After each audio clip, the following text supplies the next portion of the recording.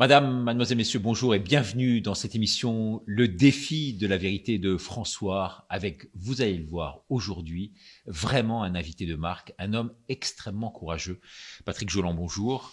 Bonjour Richard. Vous êtes docteur diplômé de l'une des plus prestigieuses universités américaines. Vous étiez directeur décryptage, il faut le dire, de l'une des plus grosses sociétés américaines de cybersécurité. Vous allez nous parler pendant près d'une demi-heure de cette crise avec, vous allez le voir, et là je m'adresse vraiment au public, d'énormes révélations à la clé. Alors tout d'abord, pourquoi ce livre? Pourquoi ce livre, Richard? Je suis en colère. Je suis en colère parce que on a sacrifié des actifs, des jeunes, pour des vieux comme moi. Je suis en colère parce que on m'impose de me vacciner, alors que je ne le veux pas. Je suis en colère parce qu'il y a un président, soyons clairs, il y a un président qui ne sait pas parler aux jeunes. La seule chose qu'il propose, c'est le remboursement d'une visite chez un psy. Je suis en colère et j'appuie parce qu'effectivement, ma génération est une génération dorée.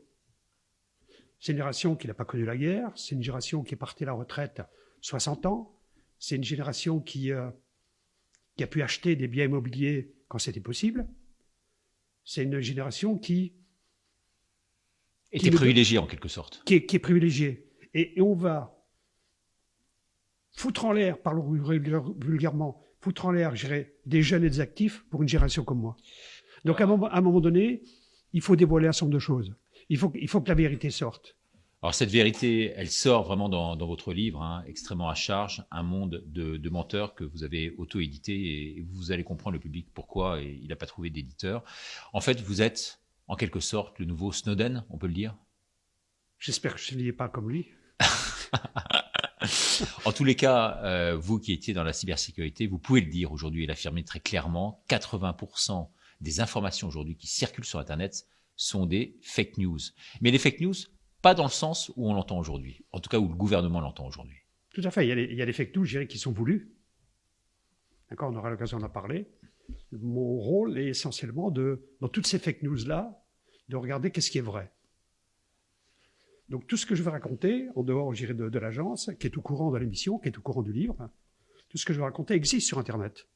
Ce qu'il faut, c'est simplement avoir le temps de chercher cette information-là et de s'assurer qu'elle est bonne. C'est ça mon job. Alors vous avez le privilège à la fois de connaître et de maîtriser mieux que personne, et je pense qu'on peut réellement le dire, la cybersécurité. Vous rentrez dans les mécanismes du système, mais également vous avez cette faculté, bien sûr, en étant quasi bilingue, plus que quasi bilingue, vous êtes bilingue, de pouvoir donc traduire des documents officiels qui sont un peu perdus sur Internet et que vous arrivez vraiment à ressortir du lot. Oui, je vais même vous dire, je vous avoue un secret, je me suis même mis au chinois. Que vous parlez maintenant à quel niveau? Que je parle, je dirais, à un niveau très moyen. Mais je me suis mis au chinois parce qu'à un moment donné, il a fallu consulter des sites chinois. On en parlait du site de Wuhan. Et il fallait, je dirais, essayer de trier dans toutes les sources d'informations. La ville de Wuhan a un site particulier. Et il y a des choses qui sont passées à partir du mois d'octobre 2018, 2019 et 2020 sur ce site de la ville de Wuhan. Et je tenais absolument à m'imprégner de la culture, je dirais, chinoise, pour essayer de regarder un petit peu ce qu'était le vrai du faux, parce qu'effectivement, ce sont des gens qui manipulent, je dirais, le vrai et le faux. Alors, parmi toutes les révélations que vous allez nous faire, et là, on rentre vraiment dans le vif du sujet, il y a un point très précis, une date précise, c'est 2003, où déjà ce virus, et ça, personne ne le sait en France, déjà le virus existait en Chine, sous une forme un peu différente, mais c'est quasiment le même. Le SARS. Ça. Alors, effectivement, ce fameux syndrome de respiration qui provoque des conséquences graves au niveau des humains existait en 2003, en Chine et à Hong Kong. Mais si on veut être tout à fait exhaustif, il a touché une dizaine de pays. Une dizaine de pays. Une dizaine de pays. Le nombre de morts était léger par rapport à ce que l'on connaît aujourd'hui, aux alentours de 1000 morts. C'est rien, ça ne représente rien. Le virus est apparu, le SARS est apparu dans les 2003, en février 2003, il me semble, et tout s'est arrêté en juillet 2003. Sans vaccination. Sans vaccination. Sans vaccination. Il s'est arrêté de lui-même. Il s'est arrêté de lui-même parce qu'effectivement, il y avait eu un certain nombre, je dirais, de gestes barrières, comme on en parle aujourd'hui, qui avaient été annoncés par l'OMS, parce que l'OMS connaissait, je dirais, ce virus, et les gestes barrières étaient classiques. On porte des masques, on se lave les mains, on utilise la distance, et on nettoie partout là où on est passé, quoi. Donc le virus, c'était... Alors, il n'a rien à voir avec, et on en parlera par rapport au virus que l'on connaît aujourd'hui, mais c'était déjà un premier symptôme de ce qui pourrait un jour se passer. Voilà, avec des tests également PCR qui avaient été menés à l'époque. Tout à fait, je dirais que... Et des tests qui n'avaient servi à rien. Et ça, c'est... si vous regardez sur le site de l'OMS et que vous cliquez sur la date 2003, vous remarquerez un message en français et en anglais. Faites attention aux tests, je dis brutalement, faites attention aux tests PCR. Ils ont tendance, je dirais, à provoquer, je dirais, de faux positifs ou de faux négatifs.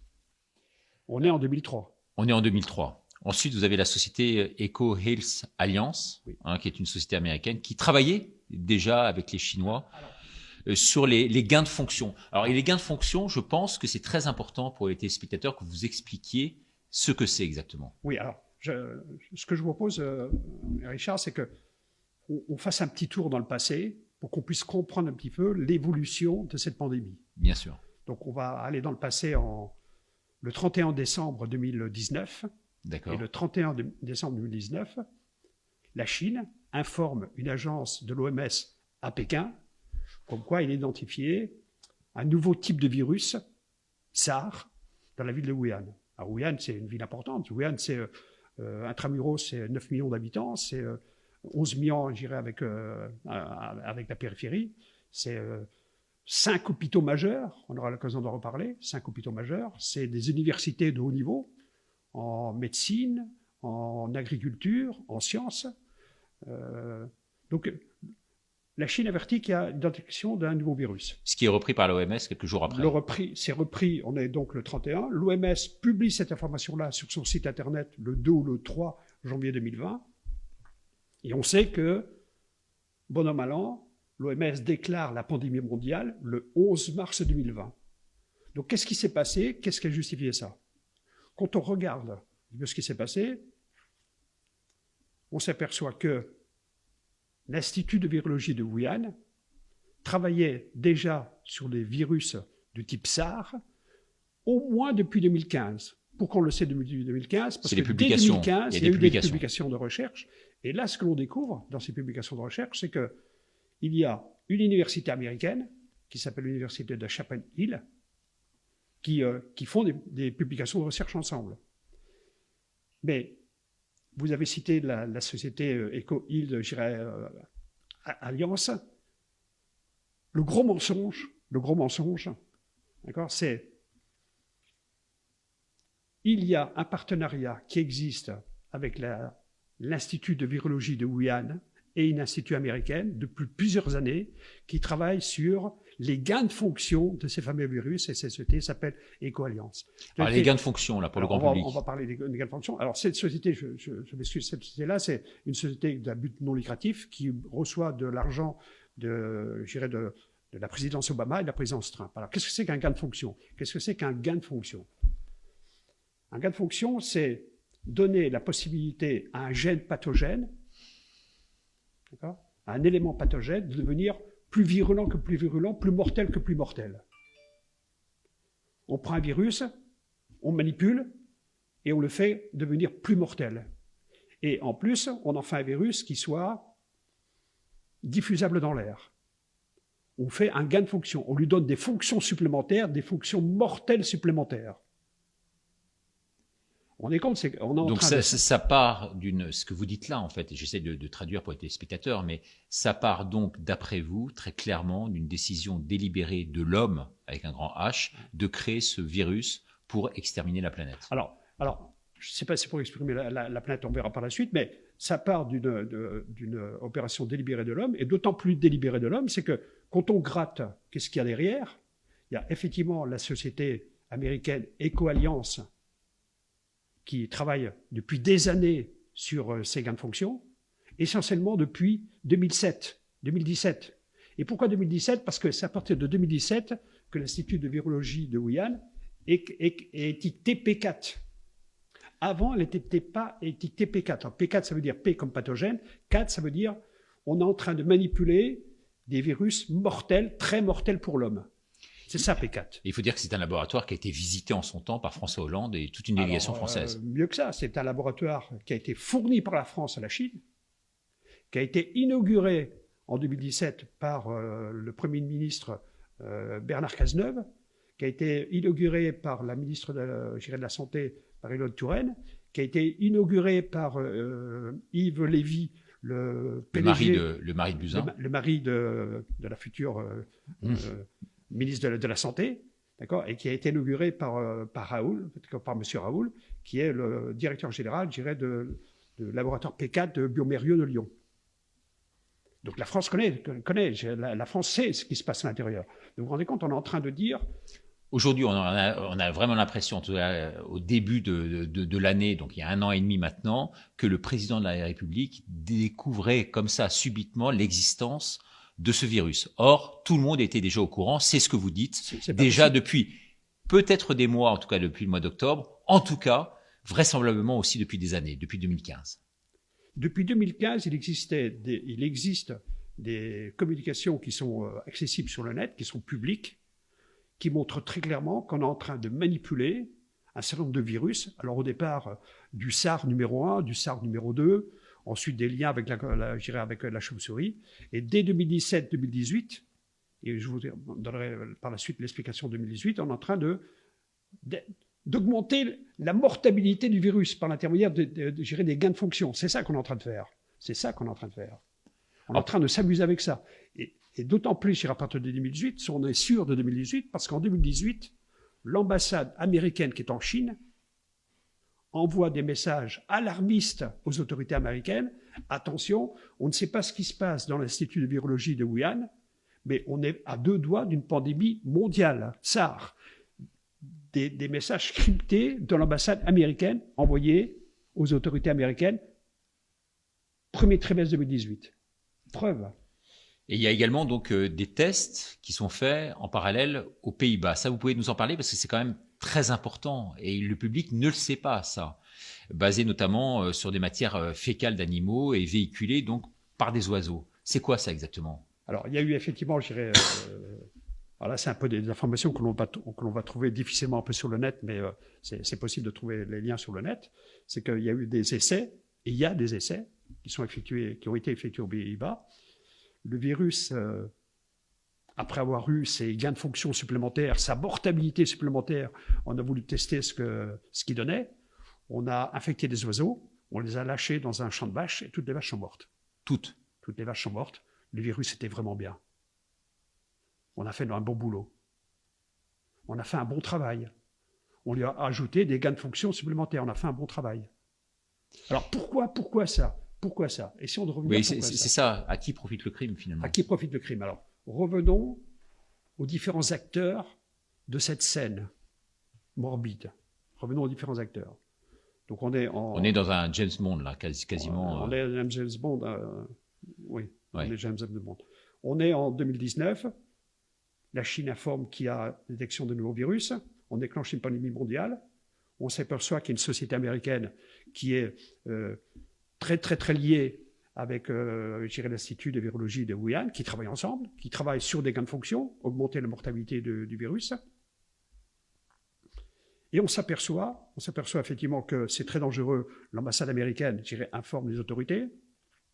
Et on s'aperçoit que le docteur Anthony Fauci, le docteur santé de l'Amérique, le docteur qui est responsable, qui est directeur de l'Institut des infections aux États-Unis, NCIH. Oui, virologie locale. D'accord, virologie locale. Lui, il investit à ce moment-là. Donc il est informé que l'ambassade américaine en Chine est informée que, attention, on ne sait pas ce qui se passe, d'accord, au point de vue à Wuhan, à l'Institut de virologie, attention, il y a des risques, attention, il y a des risques, il est informé.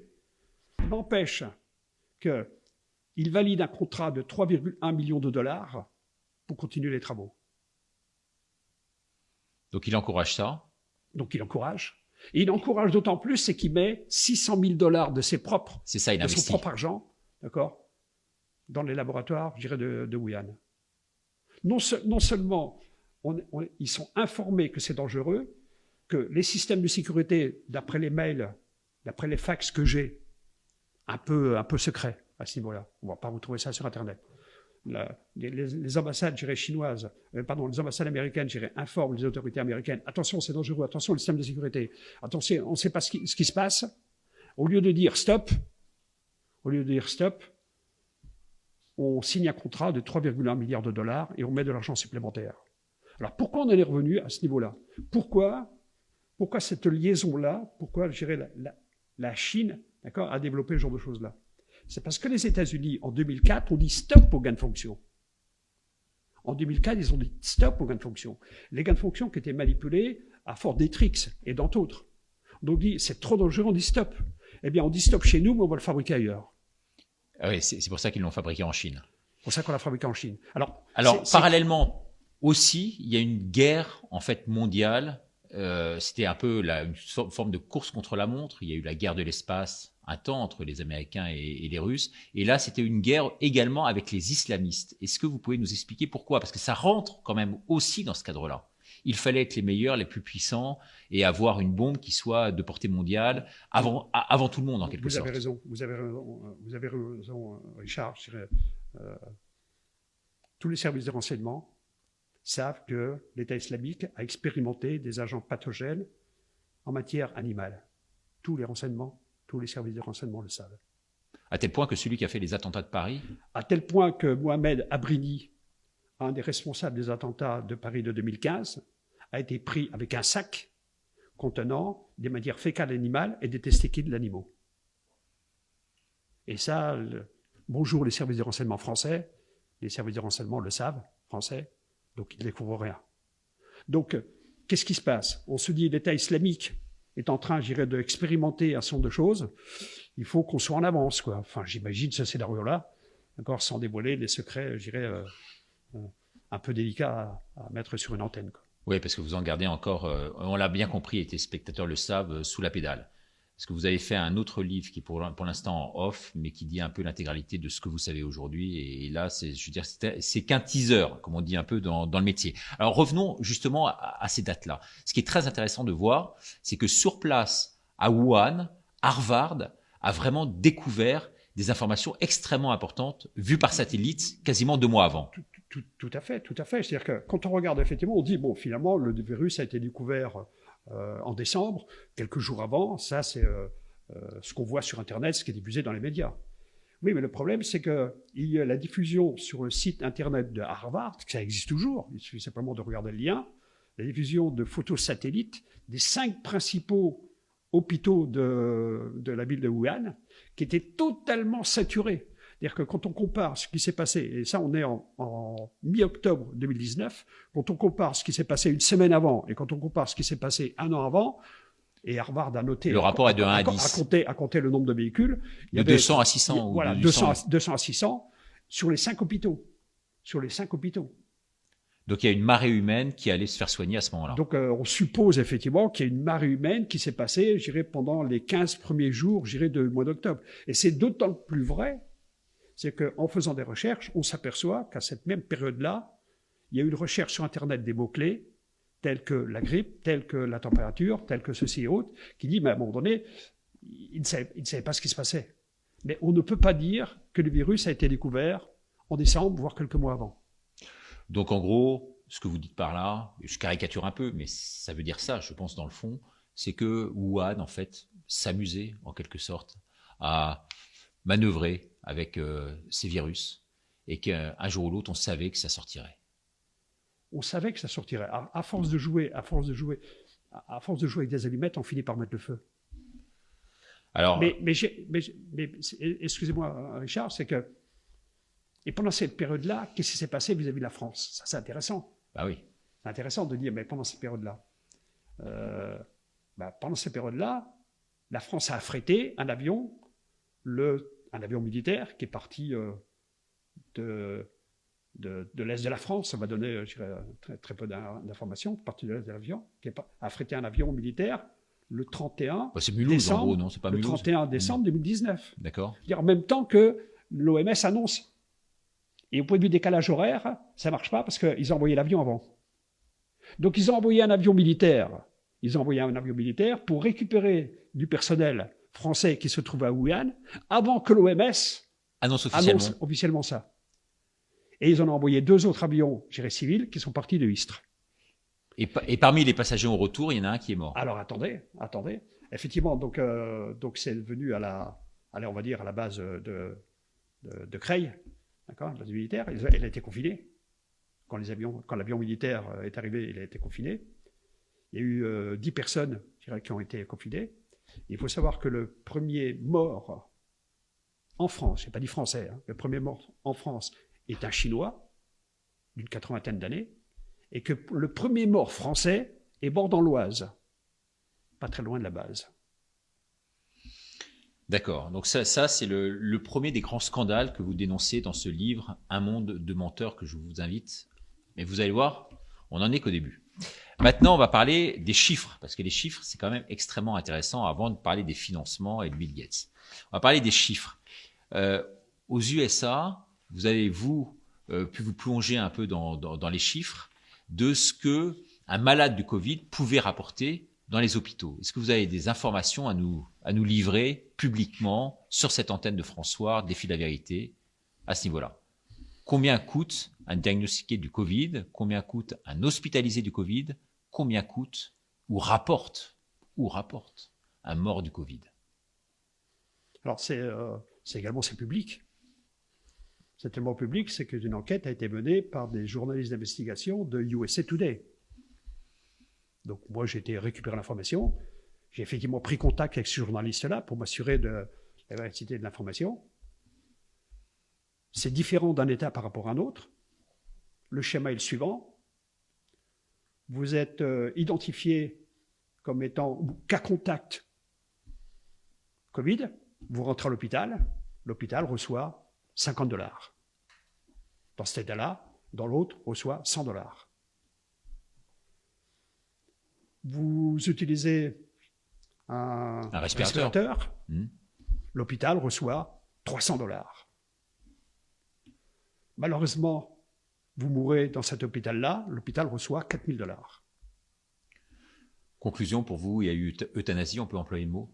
Je ne sais pas s'il y a eu euthanasie, mais en tous les cas, ce qui est prouvé, et ce que je sais, c'est qu'il y a eu une surenchère pour que l'hôpital se transforme en machine à cash. Ce qui veut tout dire. Et pardonnez-moi de vous poser la question, mais le public se pose. Vous parlez des États-Unis, mais en France? Je suis très gêné, Richard, j'irai pour répondre à ça. Je comprends bien, parce qu'il faut savoir que le monsieur que j'ai en face de moi reçoit des menaces en permanence. Et c'est un acte extrêmement courageux, croyez-moi, de venir ici, sur le plateau, nous révéler toutes ces choses aujourd'hui. Donc je vous en demanderai pas plus, même si à travers votre réponse, on arrive à détecter quand même un certain nombre de choses. C'est moins qu'on puisse dire. Alors, autre révélation que vous faites dans le livre, sur les vaccins. Alors, sur les vaccins... Mais si oui. Excusez-moi, Richard, je souhaiterais revenir un peu sur les chiffres, parce que les chiffres sont parlants. Oui. D'accord. On entend parler, il y a 3000 morts, 4000 hospitalisations, des choses comme ça et autres. Concrètement, comment ça se passe? C'est quand même incroyable. Je dirais qu'avant la Covid, un certificat de décès avec une seule ligne, la cause de la mort. Je suis mort d'une overdose. Je suis mort, je dirais, du cancer, avec la définition de type de cancer. Je suis mort par arme à feu. Ça, c'était avant la Covid. Ils ont changé, le libellé. Après la Covid, avec les directives de l'OMS, on a rajouté une ligne. On a dit, t'es mort d'une overdose et tu avais la Covid. On est mort avec. Forcément. Mais on est mort de l'overdose. Et tu es mort effectivement de la Covid, et c'est marqué. Et la totalité de ces chiffres-là, c'est que vous soyez mort avec d'une overdose, avec la Covid ou pas, c'est totalisé dans le nombre de morts. C'est ça. Donc ils ont fait gonfler les chiffres complètement arbitrairement. Donc on a fait gonfler les chiffres, et je vais aller même pire que ça, parce qu'il y a quand même des preuves que j'ai pu moi-même vérifier en me déplaçant dans certains hôpitaux. Dans certains hôpitaux, si une personne est mourante à l'étage où on traite de la Covid, dans son certificat de décès, il y aura marqué « mort de la Covid ». Assimilé Mort Covid. Mort Covid. Mort Covid. Un suicidé est mort Covid. Alors qu'il était rentré, il est décédé d'un cancer. Mais il était sur un étage où effectivement il y avait le traitement des Covid, on était en train de faire des tests, il y avait des choses comme ça. Alors ça, effectivement, on va en reparler dans quelques instants quand il s'agira d'évoquer la communication en la matière. L'autre révélation, je le disais tout à l'heure, c'est sur les vaccins. Effectivement, on parle de vaccination, de taux de succès de tous ces vaccins qui sortent et que vous connaissez tous, hein, et les 3 ou 4 principaux qui sont sur le marché à l'heure actuelle en France. On parle d'un taux de succès dans la presse de 94, 95%, ça marche très très bien. Alors vous avez des informations à nous livrer parce qu'en fait, les chiffres qui sont avancés, on ne peut pas aujourd'hui les avoir, ils ne sont pas publics, il faut quelqu'un comme vous qui connaisse par cœur et à un niveau incroyable la cybersécurité pour pouvoir les retrouver. Quels sont ces vrais chiffres? Patrick Joland. Alors, si on regarde, c'est vrai qu'il y a des messages publicitaires des principaux fabricants de vaccins, pour ne pas les citer, Pfizer, Johnson & Johnson, Moderna, AstraZeneca. Moderna assure 95% de succès de son vaccin. Quelques jours après, il assure 100%. Johnson assure 90%. Moi, je veux bien. La question que je me pose, c'est d'où viennent ces chiffres? D'où vient ce 90% et basé sur quoi? Ah non, c'est opaque, on ne peut pas, c'est confidentiel. Ah bon, c'est confidentiel? Mais pourquoi c'est confidentiel? Comment vous avez fait ces 95%? Alors j'ai été un peu gratté. Je suis tombé par hasard sur des papiers qui montrent qu'en réalité, l'efficacité est nettement moindre, sans annoncer des chiffres, est nettement moindre que c'est annoncé. Et ce que vous dénoncez également dans le livre, qui est très intéressant puisque vous parlez des vaccins, c'est d'abord les financements assez opaques derrière, parce qu'effectivement, il y a pas mal d'hommes politiques de premier plan qui auraient investi dans ces vaccins-là. Dans toutes les sociétés qui fabriquent des vaccins, sauf le vaccin Sputnik chinois, Sputnik russe. Sputnik russe, je dirais Bill Gates a mis de l'argent. Y compris dans les sociétés chinoises. Y compris dans Sinopharm. Parce qu'il y a 3 vaccins chinois. Il y a 3 vaccins chinois, y compris dans les 3 fabrications chinoises. Je dirais que pour être très très clair, dans la société Moderna, Bill Gates a mis 10 millions de dollars. Ce qu'on peut dire, c'est que Bill Gates, donc ce que vous disiez, hein, a pris une participation donc dans tous ces vaccins, excepté le russe. Excepté le russe. À ma connaissance, je n'ai pas d'informations concernant les Russes. Il a mis de l'argent dans la société Moderna, il a mis de l'argent chez Johnson & Johnson, il a mis de l'argent dans AstraZeneca, il a mis de l'argent, je dirais, des dons. Hein, il a mis des dons, je dirais, dans les sociétés, au moins dans une société, je dirais, chinoise, là-dessus. Mais quand on revient au vaccin... Toutes ces sociétés avaient des casseroles avant celles dont vous parliez. Là. Toutes ces sociétés ont des casseroles, sauf Moderna. On parlera de manière particulière sur Moderna. Alors, toutes les sociétés ont des casseroles. Si vous me posez la question, Richard, pourquoi tu ne te fais pas vacciner, Patrick? Premièrement, c'est des sociétés, ce sont les seules sociétés qui fabriquent des produits sur lesquels elles ne sont pas responsables. Je me fais vacciner, j'ai un problème, je vais voir qui? Pas eux, ils ne sont pas responsables. Je vais voir la communauté européenne qui, eux, va me rembourser. Pourquoi je ne me fais pas vacciner? Quand je regarde toutes les casseroles qui traînent... Il y a les assurances aussi. Les assurances, elles ne remboursent pas. Et les assurances vont me dire, écoutez, on a du mal à vous faire rembourser sur un vaccin qui est en test. On en parlera, les vaccins sont en test. Phase 2 et pas phase 3. Phase 2, une partie de la phase 2. La phase 2 sur Pfizer se termine en juillet 2021. On n'est pas encore en juillet 2021 qu'à la fin de la phase 2. Mais ça, c'est sur le site internet de la société, je n'invente rien. Hein. Et vous parliez de Moderna, là. Alors, au niveau de Moderna, il faut peut-être faire c'est une très belle société. Dirigée par un Français. Dirigée par un Français, qui a fait l'école centrale, je dirais, de Paris. Qui fait partie de la liste des milliardaires. Alors, la société Moderna, d'ailleurs, le nom Moderna vient de quoi? Moderniser, le RNA veut dire moderniser l'ARN. Je veux moderniser l'ARN. D'où vient le nom? C'est toujours important de regarder un petit peu l'étymologie des noms. Moderna a été créé en 2010. Il n'avait aucune antériorité dans ce milieu-là. Ouais, aucune antériorité, aucun passé, d'accord, dans ce milieu-là. En 2018, ils ont déposé un dossier pour rentrer à la bourse de New York. Quand on rentre à la bourse de New York, il y a le gendarme de la bourse de New York, qui s'appelle la SEC, qui vient analyser le dossier. C'était refusé. Il analyse le dossier, et le rapport, qui est également disponible sur Internet, dit, écoutez, le niveau de risque de vos produits est très important, vous n'avez même pas fait d'essai sur les animaux, on ne sait pas ce que ça veut dire, l'ARN, revoyez votre copie. Donc il est en premier refusé. On revient, puis il a accepté. Moi, j'ai pris le dossier qui fait 267 pages en anglais, et le soir, je lisais les pages pour regarder. Et je suis tombé sur une page où Moderna, en 2018, a des partenariats privilégiés avec une société qui s'appelle AstraZeneca. Alors, je dis, mais comment ça, ils travaillent ensemble? Mais ils travaillent ensemble depuis des années, monsieur Joland. Ah bon, mais c'est même noté dans le document officiel, je dirais, de la bourse. A des partenariats avec la DARPA, c'est-à-dire le Centre de recherche militaire américain. Il y a des partenariats avec la fondation Bill Gates. Bill Gates et Melinda Gates. Et Melinda Gates. Alors, j'y mets... c'est intéressant comme truc. Quand je me fais vacciner par Moderna, c'est le vaccin AstraZeneca. Oh, c'est quoi les partenariats?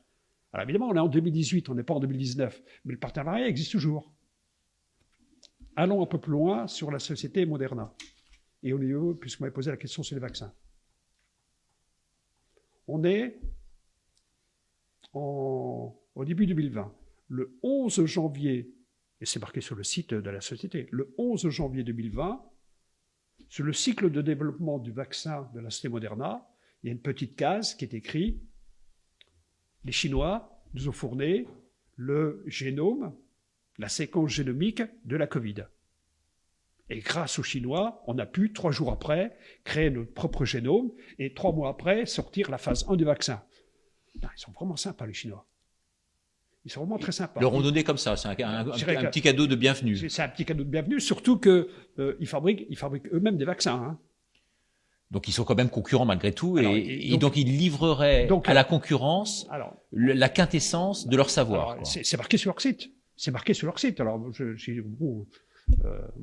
et c'est toujours marqué sur leur site. Après, bon, le 11 janvier. Alors, je dis le 11 janvier. Je regarde sur le site de l'OMS. Et effectivement, c'est confirmé le 11 janvier. Mais je regarde, mais qui fait le maximum de dons à l'OMS? C'est Bill Gates. 70% du budget de l'OMS est Bill Gates. Mais qui a mis un maximum d'argent dans Moderna? C'est Bill Gates. Donc la date du 11, j'y crois pas. Alors j'y crois pas, et je vais faire un tour sur la Maison Blanche. Et je tombe sur des communications de Mike Pompeo, le secrétaire d'État, qui dit « Les Chinois, on est le 22 avril 2020, les Chinois ne jouent pas le jeu, ils n'ont toujours pas fourni la génome du virus, on ne sait rien faire. » Alors qui croire? Qui croire? Il y en a qui dit « On a la génome, on peut fabriquer, on est le 11 », et il y en a un autre qui s'appelle le secrétaire d'État qui dit « Écoutez, le 22 avril, j'ai rien reçu, et au mois de juillet, j'ai toujours rien reçu. » Alors qui ment dans l'affaire? Qui ment dans l'affaire? Qui ment dans l'affaire? En tous les cas, moi je suis population, donc toute le bricolage, j'allais dire la magouille interne, je ne veux pas en entendre parler. Moi, ce que je veux faire, c'est est-ce que je dois faire confiance à ce type de vaccin-là? Voilà, et c'est pour ça que vous avez écrit ce livre, donc Un monde de menteurs. On nous ment, en gros. On nous ment sur tout. On nous ment sur tout. 80% des informations, et je le redis, qui circulent aujourd'hui sur Internet, des informations dites officielles, sont, selon vous, fausses. Alors, revenons à Bill Gates un court instant, parce que Bill Gates, dans un premier temps, on l'a compris, il aura investi dans ces sociétés-là, pour les intérêts qui lui incombent. Et puis, parallèlement, il investit énormément, et c'est ça qui est très intéressant, dans la communication. Parce qu'il fallait aussi qu'il maîtrise complètement la communication. On sait qu'il a investi dans le monde, mais pas uniquement dans le monde. Le monde à hauteur en France de 2 millions d'euros, en tout cas entre 1,4 million et 2 millions, mais plus vers 2 millions visiblement. Plus vers 2 millions. Plus vers 2 millions. Et pour le reste, est-ce que vous pouvez nous livrer la liste des journaux dans lesquels il aurait investi? Alors, j'irai que Bill Gates, je ferai un livre sur Bill Gates. Il est prévu. Je me tâte de savoir si je raconte tout. Bill Gates a investi dans tous les laboratoires, que ce soit Merck, que ce soit Novartis, que ce soit, je dirais, AstraZeneca, que ce soit Johnson & Johnson, que ce soit Moderna et autres. Il investit des centaines de millions de dollars. Des centaines de millions de dollars. Bill Gates, pour un certain nombre de raisons, a chapeauté la presse et les médias. Il a fait des dons au Monde, il a fait des dons à Al Jazeera comme journal, il a fait des dons à la BBC. Al Jazeera. Al Jazeera. Il a fait des dons à la BBC. BBC. D'accord. Il a fait des dons, je dirais. Guardian, je crois. Au The Guardian. D'accord. Il a fait des dons à l'école de journalisme européenne. Pourquoi? Pour la formation des journalistes de demain. Pourquoi? Comme j'ai l'esprit un peu mal placé, ça dépend comment je me lève, je me suis dit, avec ça, le journal Le Monde n'est pas prêt de faire un mauvais papier sur Bill Gates, quoi. Et puis, il a également investi dans pas mal de journaux d'Europe de l'Est, j'ai vu. Et beaucoup investi dans les journaux d'Europe de l'Est. En tous les cas, écoutez, je pense que, comme disait ma grand-mère, la coupe est pleine, après tout ce que vous venez de nous livrer comme information de toute première importance. On ne va pas en dire plus, parce que quand même, il faut maintenir le suspense et que les téléspectateurs puissent lire votre livre. En tout cas, on a passé, je crois, plus d'une demi-heure en votre compagnie, ce qui est déjà énorme. Et en tout cas, je vous remercie infiniment d'être venu très courageusement. Et je le dis haut et fort, parce que des gens comme vous, je veux dire, il n'y en a pas beaucoup qui osent dire tout cela à l'antenne, chez nous et dans les conditions du direct. Donc, effectivement, un monde de menteurs, la cybersurveillance au service de la vérité. Il n'y a pas que le Covid. Ce sera peut-être l'occasion de revenir sur cette chaîne ou sur une autre pour en parler. En tous les cas, merci infiniment d'être venu. Patrick Jolan, merci à vous, téléspectateurs, de nous avoir suivis. Envoyez toutes vos réactions à présent sur le site de François. Et merci pour votre fidélité. Au revoir.